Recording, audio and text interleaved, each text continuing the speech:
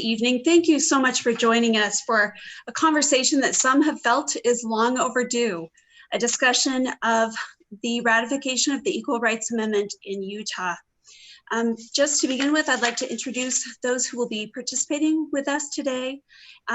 First, I'd like to thank our sponsors, the League of Women Voters of Utah and Women's March Salt Lake City, and the Utah ERA Coalition, which I represent. So thank you so much to our sponsors for putting this together and for the willingness of our panelists to come together as well. First, I'd like to introduce Gail Ruzicka. Gail was born in Nampa, Idaho. Her father was president of a labor union in the Democratic Party. She's from a family that has been involved in grassroots politics from a very young age. And she has definitely been active in political life in Utah ever since. She is most well known for her lobbying efforts on behalf of the Eagle Forum, and we welcome you tonight. Thank you so much for being with us, Gail. Thank you. We also have with us Senator Kathleen Reeby. Her family has lived in the Cottonwood Heights area for about 20 years, where she is an educator and mother. She served on the Utah State School Board for 2 years on the Finance Committee and represents Senate District number 8. Her bill, SJR 008, to ratify the Equal Rights Amendment in Utah is currently in the Rules Committee awaiting a hearing. Moderating our panel tonight is Michelle Quist. She is the mother of 7, Salt Lake Tribune columnist, a member of Women Lawyers of Utah, and an attorney at Holland & Hart Law Offices in Salt Lake City. And we're very grateful to have you with us. Thank you, Michelle. To get started, I've been asked by the League to talk through a little bit about the history of the Equal Rights Amendment. The Equal Rights Amendment was initially proposed by a Republican in 1923. It was written by Alice Paul, suffragist. As soon as they won the right to vote, women took up the cause of the Equal Rights Amendment to see that women would be put in the Constitution and would be legally protected there. So it was first proposed in the United States Congress in December of 1923, promoted by Alice Paul and the National Women's Party, a party that many of our pioneering ancestors were an integral part of. In 1896, women had been granted suffrage in Utah Territory in 1896 as part of a campaign against the practice of polygamy, and Congress acted in 1886 to deny women suffrage as part of that effort. But when Utah entered the Union in 1896, the state constitution contained a hard-fought provision for women's suffrage and a statement that seemed to be an ERA provision. Both male and female citizens of the state shall enjoy equally all civil, political, and religious rights and privileges. This provision appears to cover both public and private conduct, and Utah is one of 25 states to claim an equality clause. In 1943, prominent LDS female leaders supported the Equal Rights Amendment. The General Relief Society president at the time and the Young Women's president sent a telegram recently discovered to their state senator, Abe Murdoch, asking him to support the Equal Rights Amendment. After that, the history became a little more exciting, I would say. 1972, it wasn't until 72 a version of the ERA was passed by the Senate and sent to the states for ratification. By then, the legacy of the 1960s revolution in civil rights seemed to assure the amendment's passage. Indeed, 22 states ratified it that first year. Most of these states were those who had already resolved in favor of women's rights by enacting equal protective labor legislation for men and women. 1972, Phyllis Schlafly organized the National Committee to Stop ERA and popularized that effort is popularized in a new Netflix series titled Mrs. America. In 1973, in Utah, a fear-based attack against the Equal Rights Amendment began when the amendment was first considered by the Utah legislature in 1973, incidentally, the year of my birth. 1975, the amendment went down to defeat and despite a more vigorous campaign by supporters, by then opposition to the ERA had intensified and expanded. In 1975, the National Committee to Stop ERA became the Eagle Forum, which became the popular network for the anti-ERA women in Utah. 1978, when proponents of ERA knew they could not achieve 38 states, they succeeded in gaining an extension in time. In the congressional hearings on the 15th of August, Senator Orrin Hatch squared off against a DC area housewife, Sonia Johnson, in what has been a famous interchange. In 2020, the League of Women Voters Utah received a $5,000 grant from the League of Women Voters United States to help build momentum to become the 38th state to ratify the ERA. With that grant, the Utah League was able to run a postcard campaign talking about the history of the equal rights here in Utah, and have joined in with the Utah ERA Coalition, a group of 30 organizations and businesses that are committed to ratifying the Equal Rights Amendment. We're excited tonight to join with them as our sponsor. We appreciate their efforts on our behalf and welcome an opportunity to have an honest dialogue about what the Equal Rights Amendment could look like here in Utah. Thank you so much. And with that, we'll turn the time over to Michelle. Thank you, Kelly, and thank you for inviting me to be a part of this. Also to Kathleen and Gail, you both asked me to call you by your first name. It's a little uncomfortable, but I'm happy to do so. Just want to make sure everybody knows that that is your preference, so that's what we will do. We are excited about this debate, and we will start it off with an opening statement by each of you. And Gail, go ahead, you can start. And thank you very much. And I'm happy to be here today to share my many concerns about the ERA. The ERA is a vaguely poor written language, and it does not allow any distinctions to be made between men and women. Section 1 of the proposed ERA says equality of rights under the law shall not be denied or abridged by the United States or by any state on account of sex. It doesn't even mention women. The ERA would be used to overturn all restrictions on abortion. That would include late-term abortions and partial birth abortions. The ERA would overturn law and practice that benefit women because they would be viewed as showing favoritism to women. The laws and practices that would be overturned would include special accommodations for pregnant women, state labor laws which benefit women who do heavy manual work, government programs that support women and as mothers, Social Security benefits for stay-at-home mothers based on their spouse's income. If they reinstated the draft, the ERA would require that women be drafted and placed in combat on the front lines. It would overturn laws that support women in the areas of alimony and child support, as well as all other laws that provide special protections for women. ERA would impact the privacy and safety of women and girls in removing gender designations for bathrooms, locker rooms, jails, and hospital rooms, homeless centers and college dorms, and even women's shelters. Women already have claim to equal rights through the 14th Amendment, as well as numerous other laws in virtually all areas in American life. Women are already guaranteed equal pay through the Federal Equal Pay Act of 1963 and can seek remediation through the EEOC. Section 2 of the ERA says, Congress shall have the power to enforce by appropriate legislation the provisions of this article.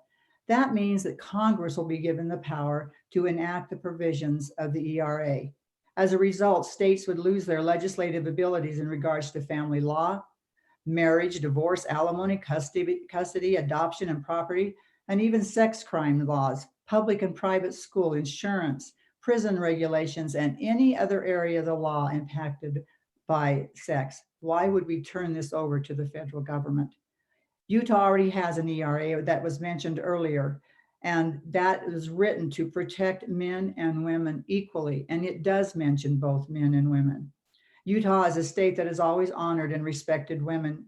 Women in Utah serve throughout the state in many ways and have led the way for so many other women. In fact, just last night, I met Utah's new Solicitor General. Her name is Melissa Holyoke, and she is the first woman Solicitor General in Utah and one of the few in the nation right now. Out of the 9 institutions of higher learning, 5 women are the presidents of those institutions. There are so many women who have served and who are currently serving throughout Utah, and I hope we have time today to talk about all these amazing women that serve us in Utah. Good evening. My name is Kathleen Reby, and I'm a senator in Senate District 8. Thank you, Gail, for that conversation. We have come a far way. We've come a very far way. And I'm just going to introduce a little bit about why I'm here and why I think this is important. I was 5 years old when this started, and I have seen a lot of the change in my life. We've gone a lot of places, we've done a lot of things, we've done a lot of research. And so I think we need to evolve and we need to change. When I was in high school, my mother was at home taking care of us, and then my father passed away and we were left without someone supporting us. And I was kind of shocked at when you think that this is something that happens to other people and that it happens to you and it happens to lots of people all around the world, that you think that, oh, I'll just go into the workforce and I'll start working. Well, my mother went into the workforce and she was actually not paid the same wage as the groundskeeper. She was a secretary taking care of all the finances at a university. And at that point, they had a strike saying, why are the groundskeepers getting paid more than the secretaries? And it was because one was predominantly female and one was predominantly male. Since that time, I've worked really hard to be a person that likes to embrace life. I've been a dump truck driver, a police dispatcher, a wildland firefighter, and I've also played lacrosse and rugby and all different outdoor activities. I think that we have definitely changed. We are definitely evolving, and I think that this time is ripe for when we should be honoring the changes that we've made and the equality that we've achieved. And so ERA is just that bill to make that solidified. So that was the catalyst for me running this bill. That was the catalyst for my life being who I am, and always being able to reach out and embrace equality in everything I try to do and everyone I interact with. So that was the catalyst for me running this bill. Great. We heard earlier a brief history of the ERA. It was especially interesting to note that the ERA was on both parties' platforms until 1980. Why do you think this issue is still alive today? And Kathleen, we're going to start with you. Thanks. I think this issue is still alive today because it was never ended. I don't think it will end. I think every time we run this bill, if it doesn't pass and it's not listened to, somebody else will pick up this baton. We need to have this solidified for the girls in our future and the women all around the world, that we are not going to accept a lower standard of care, a lower standard of jobs, a lower standard of anything. We are women and we want everyone in our family to have equal opportunities. My husband just retired, and because I have the ability to earn a fair wage at my job, we feel very comfortable moving into this next step of our lives. So we, as ERA progresses, we realize it's not just equal rights for women, it's equal rights for families. Families need this support network to take care of each other and move in and out of the workplace. We are a world that has 24/7 needs.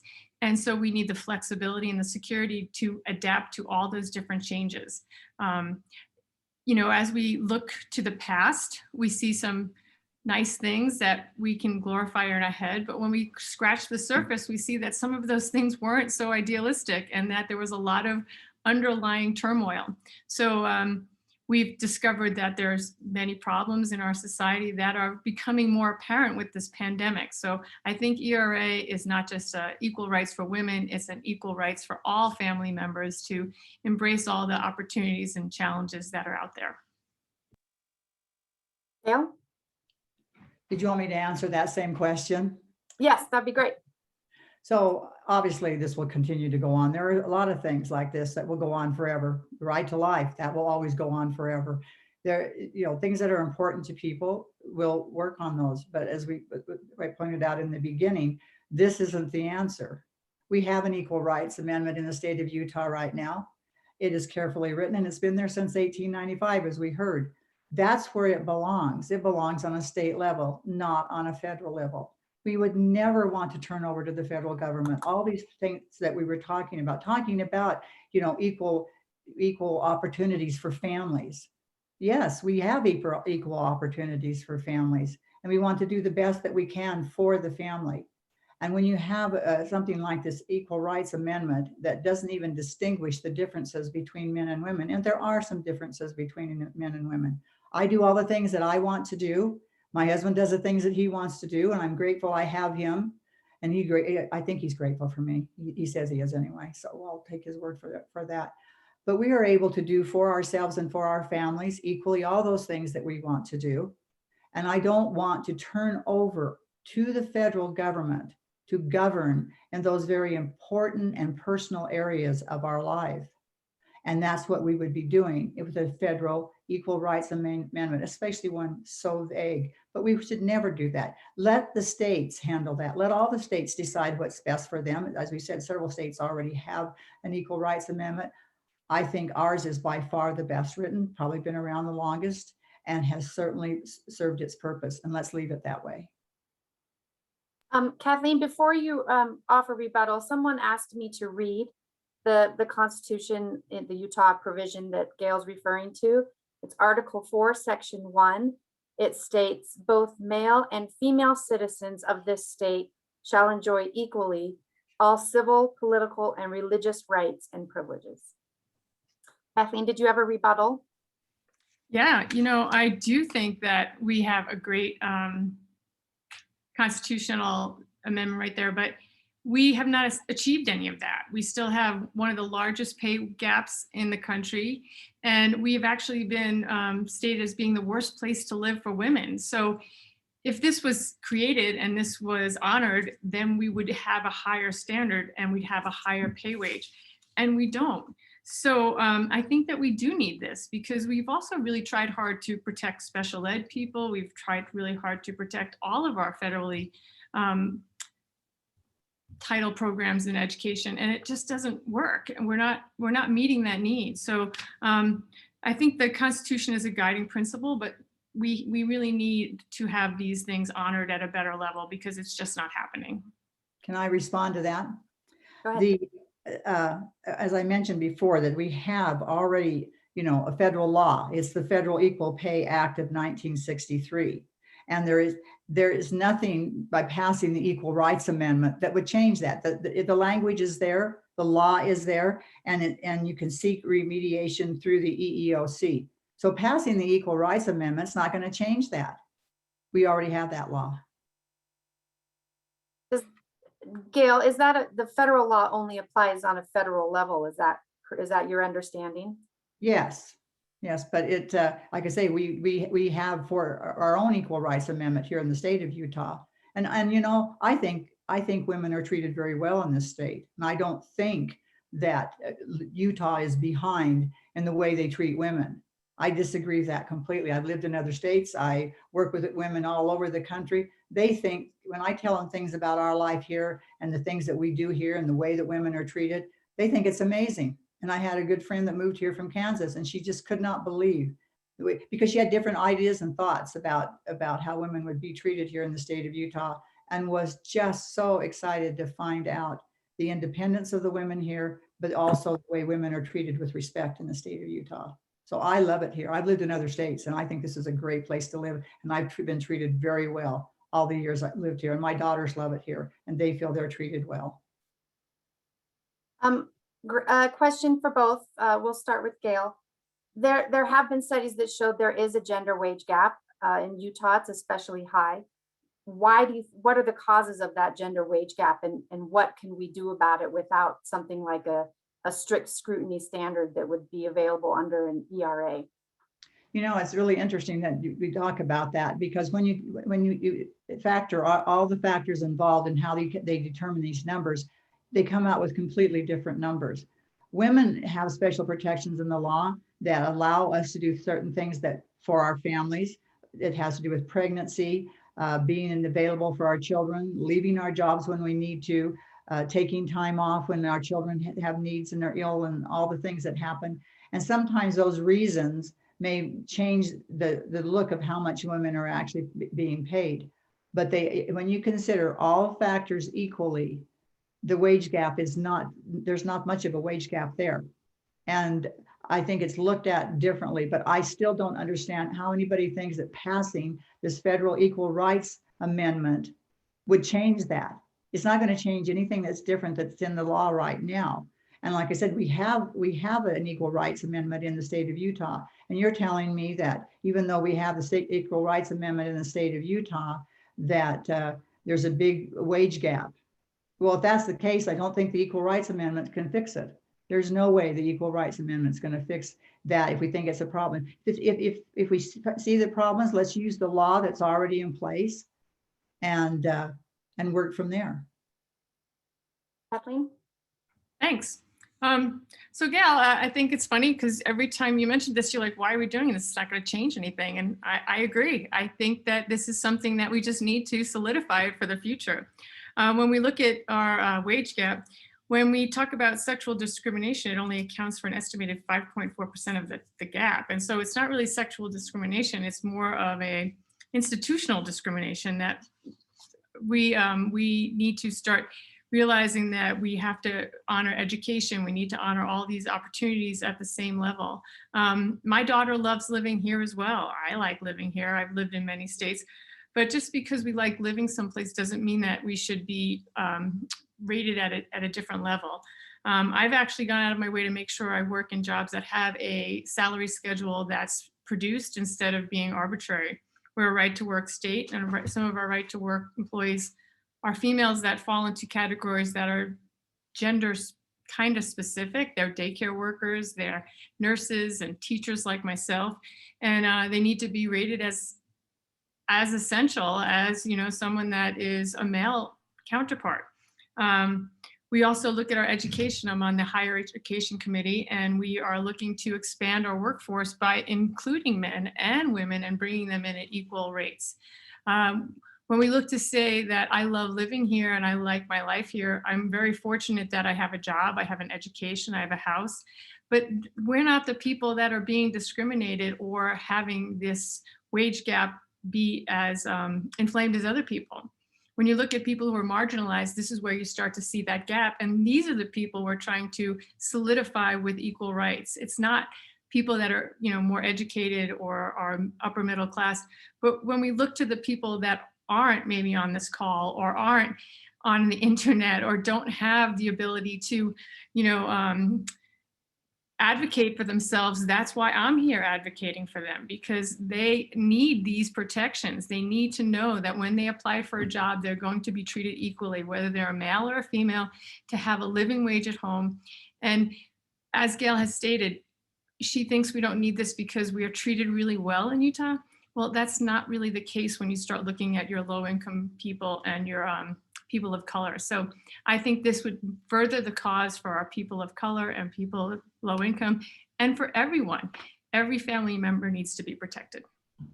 I'll respond to that. When you asked me about, well, I said it wouldn't make a difference. I was specific to the fact that it wouldn't make a difference for the, you know, on the equal pay issue, because we already have a law that does what you are saying you want to do. So passing the Equal Rights Amendment is not going to change that. But as I opened in the beginning with a long list of things that will make a difference, for women if this should pass, that's what I'm concerned about. Why would we do that? And mostly what you were talking about had to do with low income situations in general, where everybody, you know, it's not a man versus a woman thing or any of those things. It has to do with the things that we always deal with as we deal with those areas. And of course, we want everybody to be successful. And I think that we should do all that we can for each other and do what we can do to help those people who are struggling. And we all have been there. I've been there myself. Certainly watch my children go through those years as they're working their way through college and getting to where they can, and also sometimes have struggles. I've seen it a lot, because when they're having struggles, they move in with me. But you know what? That's what life is all about. So I don't think we can, again, pass this vague Equal Rights Amendment and think for some reason that's going to solve that problem, because that's not going to solve that problem. Thank you, Gail. I agree. You know, in the legislature, we're held to a very high accountability clause. Every time we pass a law, we have the ability to look at the fiscal note and whether that law actually met the needs that we wanted it to meet. And so when we talk about things in the past, and as an educator too, teachers would say, oh, I know my kids, I know they're doing well. But then when we actually assess them and look at what's really happening, we had numbers and hard data. So when we look to equality and we look to see the numbers that are out there right now, the numbers aren't saying that everyone's feeling equal. The numbers are saying that people are being left behind, and we really need to close that gap.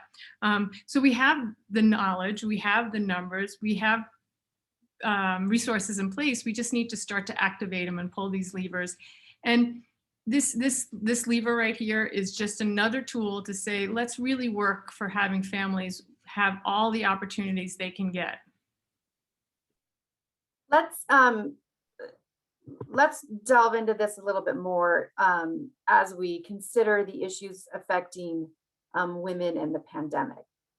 2 out of 5 single mothers in Utah are living in poverty, as we've just been discussing.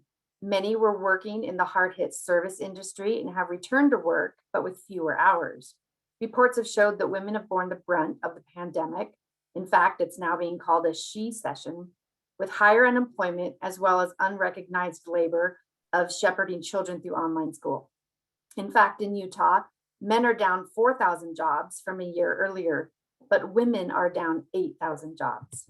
How would the ERA affect this or help this situation? Kathleen, I think it's your turn to start. Well, you know, as we keep kind of mentioning that this isn't like a groundbreaking change. This is just another indication that we really need to be more cognizant of what's going on in our communities. It is so sad that so many people are losing their jobs that are females compared to our male counterparts. And but we also have males that maybe are now being put at a higher stress. We are realizing there is more domestic violence happening in our families. There's more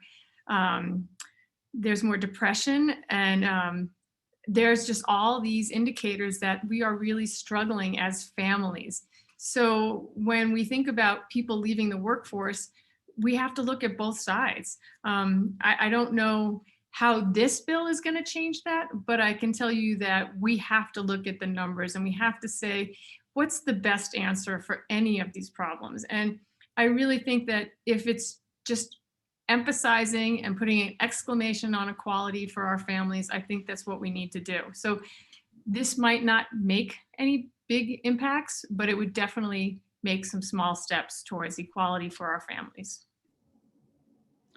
Well, I think, yeah, we've looked at those numbers. We've noticed that this has been an unusual time, been stressful for a lot of people. But I'm not surprised that the mothers, especially the women, the ones of the mothers that are, you know, have the highest unemployment. I've heard a lot of them talking about it. We've, you know, whether it's talking personally or forums where you're talking about it, because for the most part, it was the mothers who worried the most about the children. It was the mothers who did the most to help the children try to do school online or do school at home with their mothers. It was the mothers who, some of them had to quit their jobs because there was just no way for them to work and have all their children home during this time. There were a lot of things that caused that. Maybe we need to look at the causes of some of the things that cause that. But I think it's not unusual that it was the women in this circumstance that had the biggest problems with jobs, because mothers are that way. If I had had children at home during that time and I was working, I would have been one of those mothers who would have come home with my children and done the best that I could. Maybe found jobs that I could do from home or things later at night or something. And of course, that's going to change the numbers for women. I don't see that as saying that this happened because there's not equality between men and women. I don't think that's at all. Somebody has to still go out and earn a living. Somebody has to stay home and take care of the children, because we had a situation different. And I don't think passing the Equal Rights Amendment would have made a bit of difference. If I was already in place, I think we'd have had the same thing happen. And as we talk about equality, and equality between men and women, equality for families. We are never going to achieve, and I don't even know that we want to achieve, that everybody is equal in pay, equal. I mean, I can think of some people, if we're going to be equal in pay, that I'm going to try to join with them and find an equal balance between them and where I am.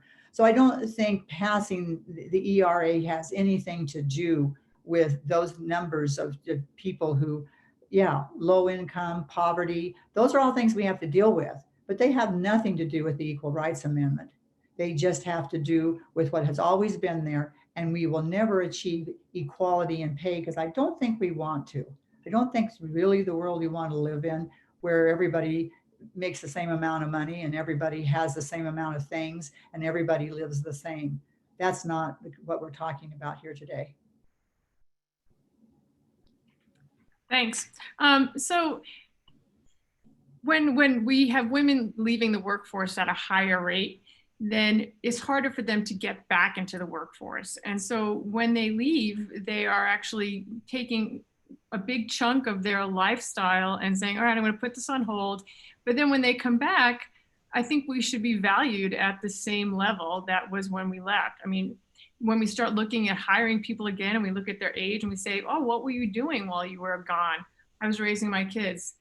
That's not always a great answer for when you're trying to re-enter the workforce. I mean, and that's unfortunate. And I can agree with Gail about that. You know, I mean, moms are, when you're sick, you want your mom. I mean, when I'm sick, I still want my mom, but this is not how that always works.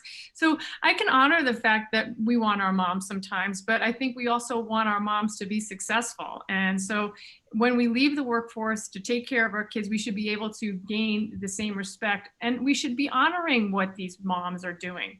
When I left to have my children, I didn't get penalized because we actually worked towards making sure that women could work while they were pregnant and then come back to their jobs. One of the ladies I worked with, she said when she became pregnant and she started showing, she had to leave her job. And so she's like, and my family was devastated. So to say that we're the same is not exactly what we're going for, but to say that we need to be honored for our differences, but also be compensated in spite of our differences equally. So I can agree with a lot of things, but I think that we need to recognize that that's not happening. We're not treating women and honoring them for their efforts at home and then letting them re-engage in the workforce so that they can take care of their families. Well, you know, when you take time off from work for whatever the reason, go away for a few years and come back, you're not always going to walk in and get the highest pay. People earn their way to that level. And so if you, as a mother, we stay home with our children and then decide we want to go back into the workforces, I wouldn't even expect to walk into a business, into a firm or something and be paid the same as people who had been there for many, many years working their way up through the business. I think there are some things that when that happens, that maybe there you do have to work your way back in. We can't govern how people are going to treat us in the workforce, we can't govern how they're going to pay us when we have been taken sometimes a 20-year leave and come back and expect to pass laws that say when we go back to work, we get to make as much money as we did when we were there 20 years ago on the same level. I don't think that's what's at issue. I think the question is, all things being equal, when women are paid less than men for doing the same job at the same employment, with the same education, with the same level of experience, how do women pursue their rights if they're not protected on a federal level, at a strict scrutiny level? I think that's the question that the ERA addresses. Well, but I don't think that, again, like you said, based on experience, if we haven't been there getting the experience, should we still be getting the same level of pay? Well, no, and I don't think anybody's asking that. Okay, that's what I was referring to. Okay, let's move on. I know that abortion is an issue that comes up a lot with the ERA. My question is, I think we're starting with you, Gail. Okay. Isn't it true that abortion is already embedded in the Constitution with the Supreme Court's recognition of a person's right to privacy? And isn't it true that with the equality clause already in the Utah Constitution, that has not resulted in state-funded abortions, despite, you know, a mandate of equal rights and privileges. I'm not sure what you were asking there. I mean, when I talked earlier about the fact that that if the Equal Rights Amendment should pass the way that the Federal Equal Rights Amendment is written, that would pretty much codify abortion, because the woman would, if she doesn't, under her equal rights, she says, well, a man doesn't have to have a baby, so I don't have to have a baby. Well, so my question is, isn't abortion already codified in the Constitution? Isn't the Constitution already protects a right to abortion?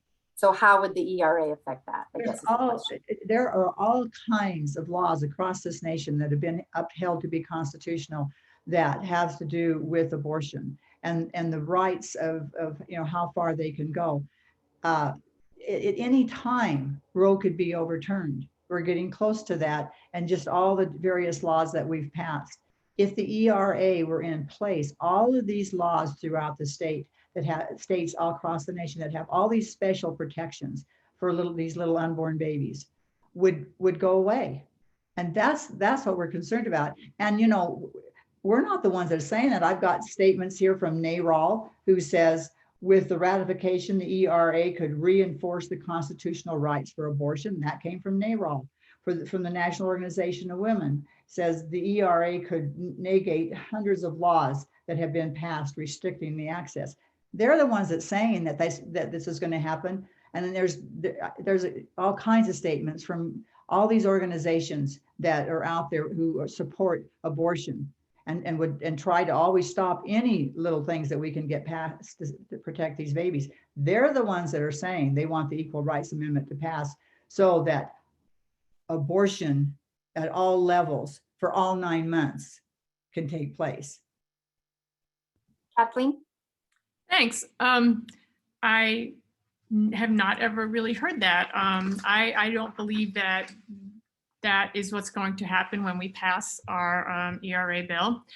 We in the state have we have the most guardrails. We have 7 different guardrails to protect those little unborn babies. And we've worked really hard to get those. Every year we have new bills that are introduced to restrict these medical choices. And I'm gonna be honest, sometimes I disagree. I think that we have a lot of people who are really in need of medical attention. And so these things are always being pushed. The limits are always being pushed. And Utah effectively every year comes up with ways to make sure that we are not going too far out of this lane. So I don't think that us passing the ARA in Utah is going to change anything. I think that Utah has really aggressively worked to make sure that they have put in guardrails for when Roe versus Wade is overturned, for receiving counseling for 72 hours, if you can't get insurance if you want to have an abortion. So there are many guardrails in place, and this will not impact that at all. And the abortion laws for Roe versus Wade became a medical privacy, and that's what we're going to uphold: medical privacy and protecting families. Well, you know, again, I disagree. I think that the Equal Rights Amendment will affect the rights of the unborn babies, because it will say that women and men are the same. If men don't have to have babies, why should they have to have babies? It would say that is their choice, and there would not be all these pro-life laws and bills that we talked about. And as again, I said, you know, look up what all of these pro-abortion groups are saying, those that talk about choice, that this is what they do. They do this at full time, studying the laws, working, trying to stop laws that are being passed to protect these little babies. And they're the ones that are saying, I mean, I had a long list here. I just grabbed a couple of them. They're all saying the same thing. They're all using this to promote the Equal Rights Amendment. And they're all saying that will happen. So I don't want to take a chance. I don't want to take a chance at all to have these little babies be sacrificed by passing the Equal Rights Amendment. Thanks. Like I said, I disagree with you. I don't think this would be compromised. Although when I did have my second child, my husband was talking about having a baby, and my daughter said, "Oh, are you going to have the next one?" Because he has a nice belly on him. And so I was like, "Yeah, I think Dad should have the next one because I'm tired. I don't want to have him anymore." And so we're not saying that men and women are the same, because men can have babies, although sometimes we wish they did have that experience, because then maybe things would be different for all of us. But I don't think this is going to change here in Utah. I don't think passing ERA is going to be the defining moment that's going to open the floodgates. I think people have put in enough guardrails, and I don't think this is going to change that. Aren't these hot button cultural issues a distraction from what the ERA is trying to accomplish? In the 1970s and 1980s, one of the main arguments against the ERA was that it would promote gay marriage. The ERA didn't happen, and gay marriage happened anyway, despite the ERA not being, in fruition. The question being, aren't these cultural issues going to happen or going to be part of a civic conversation regardless of the existence of the ERA? I think it's up to you, Kathleen. Thank you. I agree. We look at how our families are, we look at how our cars are, we look at how education is. I mean, we've looked at everything, and we've realized that there are mistakes that we've made, there are problems that we have, there are consequences from our actions. And as a society, we look to say, like, what is causing that? I mean, maybe we can look to like the opioid abuse, and we say, what happened there? Why is this happening? We researched it, we tried to find out the cause, and then we changed our laws and we changed our behaviors to accommodate that. I mean, that's not as hot button as it was a couple of years ago, but it's still happening. But we're working towards remedying that crisis. We look at having suicides in our schools. We did these forensic studies and saying, what was the commonality between these kids that was causing them to have these feelings? And we try to remedy those situations. As a society, we should always continue to grow. We should always try to look for the injustices and the causes for the problems that we're having. And, we can make this sweeping ideas and we can make these sweeping statements, but those don't actually change anything. It's actually looking at the details and finding out the minutia that actually makes it better for our kids, and saying, like, what is the exact catalyst? What was the problem, and how do we fix that? So ERA is not going to solve those problems. ERA is not getting into the minutia. ERA is saying, this is a grand idea. This is a thought. This is a feather in the cap of saying families matter. All family members matter. Let's move in and out. Let's be fluid. Let's just honor all the people that we have trying to make a living and trying to make ends meet and trying to accommodate all those different changes that we're seeing throughout our society. So I think we just need to be fluid and understanding, and we are more reflective than we used to be, in my opinion. You're right when you say that there were things that were in the ERA that happened anyway. One of them is abortion. And we said, yes, if the ERA passed, that abortion would become part of the Constitution. But yeah, there were those who continued to push for and use the courts, as is often done, to get what they wanted. And they did it through the courts. They didn't do it through the vote of the people, the legislators or the people. The people had no say in that, because the courts made that decision, as they did on gay marriage and other things. But that is fluid because it's based on the courts.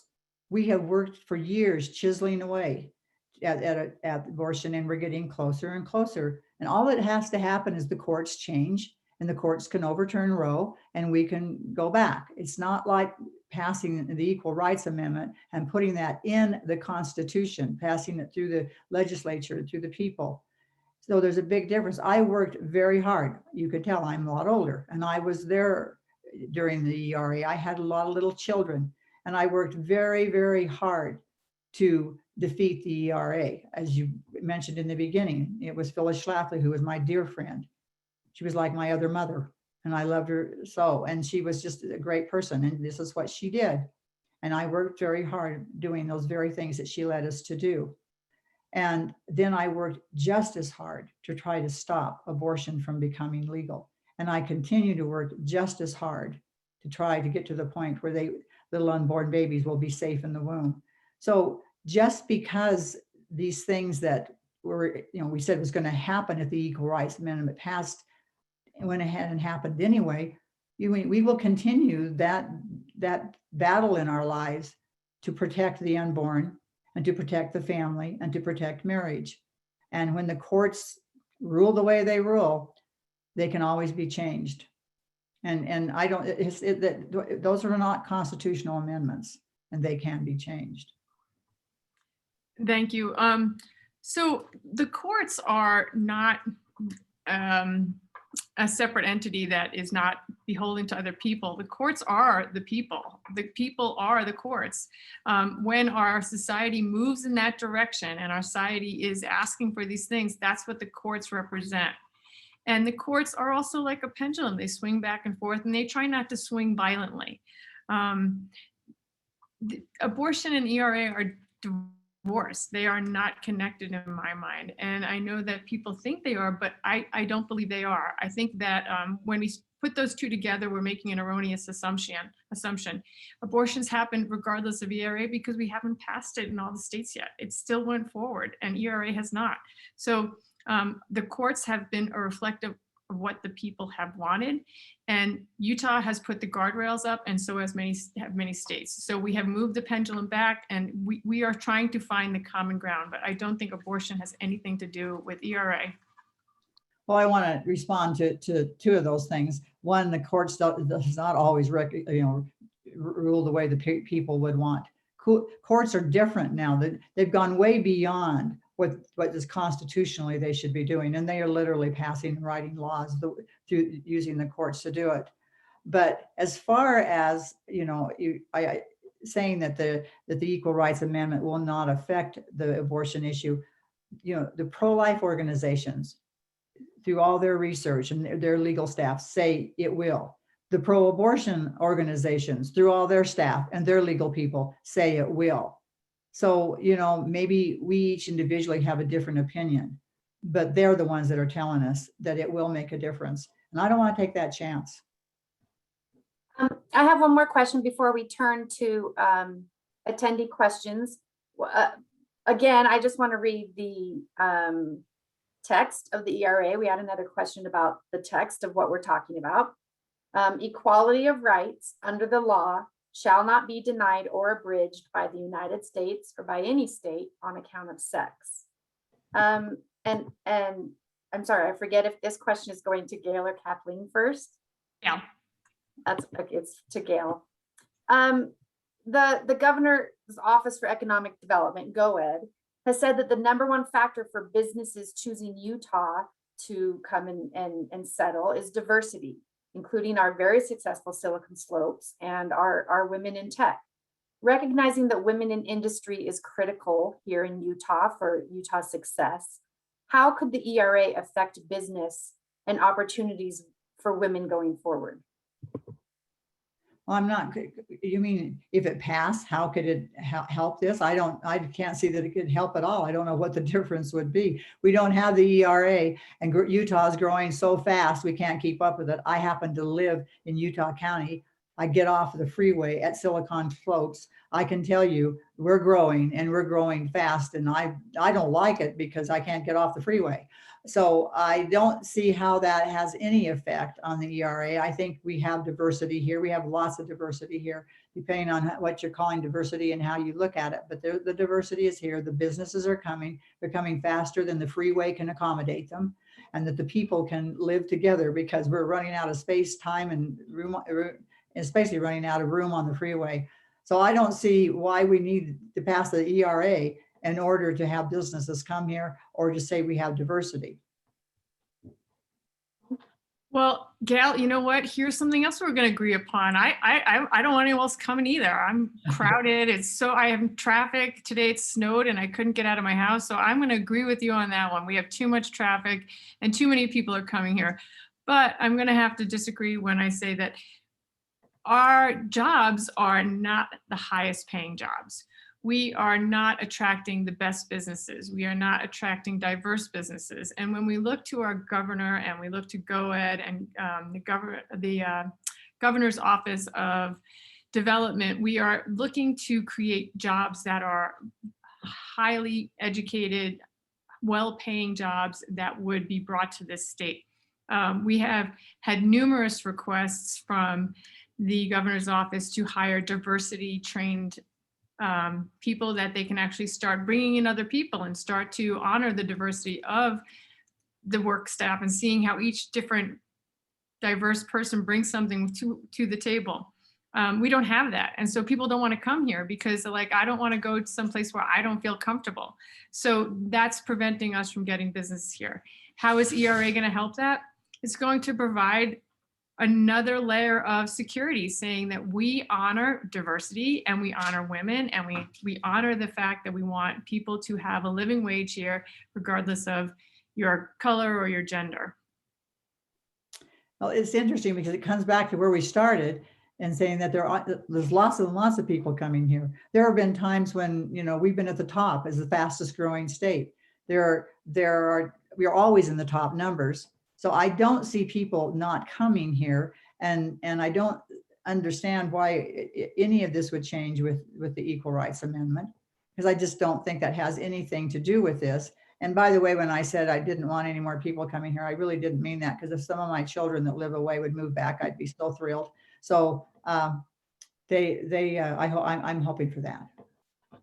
Yeah, and I was just kidding as well. But we need to attract higher paying jobs and we need to attract quality jobs. And we're also trying to grow their jobs out in our rural communities that show that, you know, we're appealing to women to become welders, we're appealing to men to become nurses. We're just trying to broaden the spectrum and even the playing field and just show that equality and fairness belongs everywhere. And so we want just not people, we want good jobs with high paying wages, and we want these jobs to sustain families regardless of who's the breadwinner.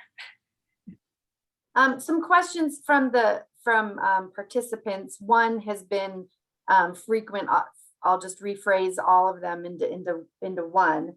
Over 80% of Americans are surprised that some kind of equality clause isn't already in the Constitution. If the ERA won't really change anything, as has been argued today, what harm does it do? If it's a symbolic gesture, what is the harm in adopting the ERA? Kathleen, I think this goes to you first. I don't see any harm. Like I said, I only see it as a benefit. I see it as a marketable tool. I see it as a honoring of the differences of women, but also saying that we're going to allow them to succeed and thrive, and we're going to allow the men in their lives to succeed and thrive. I had Representative Curtis in our office the other day, and he was saying that it felt so good to vote for ERA at a federal level. And he echoed the same feelings. It's not groundbreaking, it's not earth-shattering, but it's something that we've asked for 50 years, and we still can't just get that done. So I think it's just a gesture that's going to say we're going to work towards it, and that's our goal. So I didn't say it didn't make a difference. I didn't say that at all. My opening statement was a long list of things that would make a difference, that everything would make a difference. And I don't want to go back over all those things, but I can tell you it would make a difference. If they can draft women, it'll make a difference. If women's privacy and safety is at risk, and being in bathrooms and showers and college dorms and women's shelter and all those places where women need to be able to be safe, it would make a difference. It would make a difference for the special accommodations that women have, and for the Social Security benefits and child support and all kinds of things, the list that we can go down, those very special protections that women enjoy under the law, and they need to. It will make a big difference. It will change life for women. And why would we want to do that? And when we talk about things like, you know, the law, and things in the law, the special protections, the things that have to do with marriage and divorce and sex crimes and all those things that we would give to the federal government, that would be a huge difference. It takes away states' rights. Utah is a states' rights state, and they're always looking to see what they can do to improve things and to give back our states' rights that we keep losing. If the Equal Rights Amendment passed, it says right in the Equal Rights Amendment, it says there that it will be turned over to Congress. They will make the laws and they will govern in all these very special parts of our life. Anything that has to do with the sexes and anything that has to do personally with the family, they would govern. So there's no such thing as it doesn't make a difference. It's life changing. It will make a big difference, and women will suffer because of it. Thank you. The list that you mentioned is interesting because, with the draft, we've had many women argue that they want to be part of the Air Force and the armed forces. They want to serve in different capacities because they realize these are economical opportunities that they're missing out on. So we've actually had people fight to get into the armed services, not deny that opportunity to serve. There are many women in our communities that want to serve. I played many sports in college, and when we talk about locker rooms, we had that big shower, and that was gross. We don't want that anymore. We've discovered that privacy actually needs to be more than just separating men and women. We've decided that, women want to have breastfeeding rooms, and we want to have family bathrooms so that we can take our boys or our girls, and dads can take boys or girls into a bathroom. We're not taking away anybody's ability to have privacy or rights. We're actually expanding them so that both sexes can have rights and families can have rights. I mean, the traditional model is great when it works, but we don't have that in place if it doesn't work. And that's why I think ERA is a good call. We've evolved. We've changed from the 70s. We've seen what works, what doesn't work. And, just to say that we have separate bathrooms for women and men, that's where some of our most egregious violations have happened on the same gender basis. So we've done things to change that as well. I think we are evolving. And like I said, this is just another step to say we are going to honor the differences, and we're also going to honor that we should be treated fairly and equitably. Well, I have to say that I believe that women deserve a safe place to go. And women are usually the ones that are hurt the most and damaged the most. And if they can't, let's look at the women's shelter. Should men be allowed to be in the women's shelter? Should women have to share very private spaces and not worry about a man coming in? And yet, if we say that there isn't a difference, and that why can't we share bathrooms? Why can't we? What about dorms? That's already happening. I just had a mother contact me in the last couple of weeks with a horror story about what's going on in the dorm, her daughter's dorm. And then last year, one of the small little colleges around here, they had a boy in the dorm, and it was a really bad thing. I mean, the girl's apartment, and what we went through to help them, the girls were ready to quit school. We don't need to go there. Women deserve their privacy, and we shouldn't ever pass anything that could interfere with that. And I think boys deserve their privacy too. I agree. I don't want my boys sharing private spaces with girls either. I think we have time for one last question. And I just, not to get too personal, but how do you see the future for men and women in your own family? Gail, you mentioned wanting your grandchildren to come back and live near you, as I'm sure we all want. How do you see the future for men and women in your own family if the ERA does or does not pass? How would it be personal to you? Well, I see they have good lives, and I don't see that they are not living a life of equality between the men and the women. there are all those special privileges that I want my daughters to have as they are giving birth to children and as they are moving forward with their lives. I want the same happiness and benefits for my sons. And I want them to be able to honor each other and their differences. The women are different than men, and men are different than women. And thank goodness, I wouldn't want it to be any other way. I just wouldn't want to be like my husband. You know, I like who I am, and I like the way things are. I don't want to ever see the Equal Rights Amendment passed that could make changes to the lifestyle that's before them. I see them having a good life, and I pray that they do. And I think we all, as parents, look to that and see our children having a good life, and pray that they do. And we'll be there for them when they need help and when they have concerns. But I want them to live with the opportunities of having those separations and honoring the difference. And I don't want my daughters to ever be in a situation where those differences that are so important, those special protections under the laws for them through pregnancy and other things, would go away. I want them to have all those benefits. And so I look to that for the future. Kathleen? Thank you. So I want to see ERA pass, and I want to see it put in a committee, because equality doesn't happen in one step. Inequality is a death of 1,000 cuts. And it's you're not as good as skateboarding. You're not as good at soccer. You're supposed to wear the pink dress. You're supposed to clean up the mess. You're supposed to mow the lawn. We do this all the time. And consciously, I try not to do this, but I find myself doing it anyway. And we are not honoring that we can both thrive in equal opportunities. When I was a dump truck driver, men would come out and they said, "Oh, you drive that truck?" I'm like, "Yeah, I'm not carrying it. I'm just driving it." You know, I mean, we can do these things.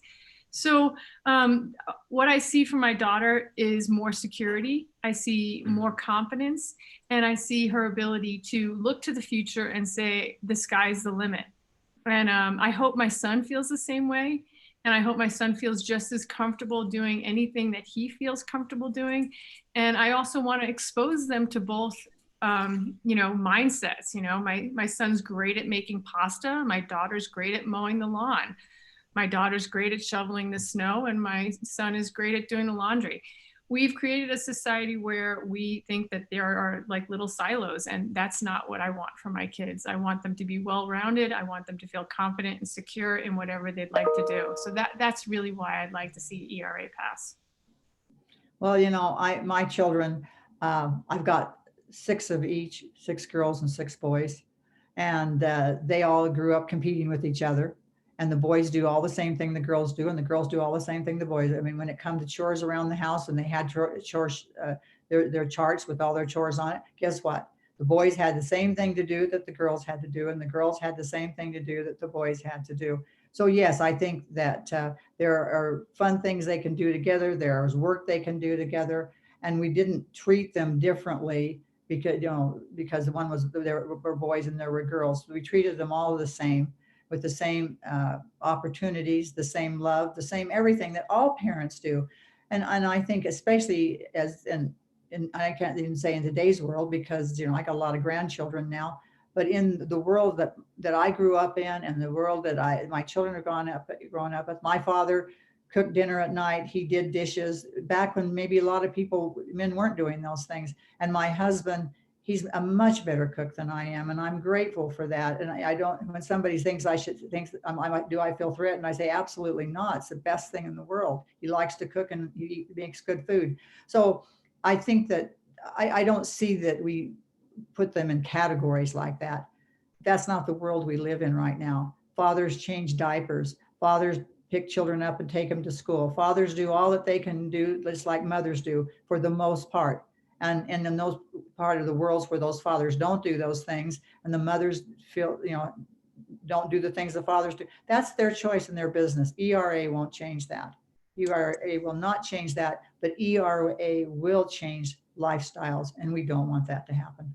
So you bring up a good point about choice. You know, when we make these conscious choices, and I look at my own self, and I have that ability of making a choice. I actually can take the time and be thoughtful about what I'm going to ask my kids to do and my husband to do.